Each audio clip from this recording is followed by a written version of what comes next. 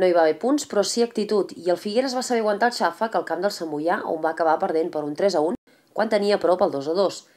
Sense temps ni per pensar, els blanquiblaus rebien el primer gerro d'aigua freda amb un gol matiner d'Ivan Díaz després de recollir la centrada de Jaime des de l'esquerra.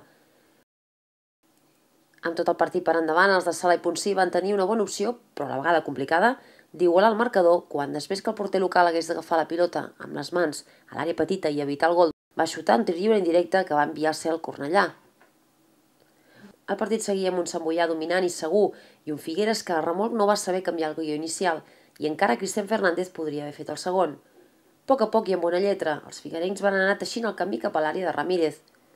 Argi salvava l'intent de Jordi Martínez de fer el segon, quan treia de l'àrea petita la pilota amb orella a terra. El defensa unionista acabava la feina en el temps de descompte, enviant la pilota al fons de la xarxa de Martínez de cap després de la fallida de Marc Mas. Un empat balsàmic per arribar al descans. A la segona meitat la història es tornava a repetir. Tot i que Pol Compte, a centrada de Marc Mas, avisava enviant la pilota al travesser, el Sant Boià feia el 2-1 en un llançament de córner, on Jaime la clavava de cap. La Unió no va baixar els braços i va intentar sense èxit la igualada. Però l'experimentat Sant Boià no es va estar de romanços i en un contracop de Jordi Martínez sentenciava el maig 3-1, deixant clar que el Sant Boià és un dels teòrics favorits a l'ascens a segona B.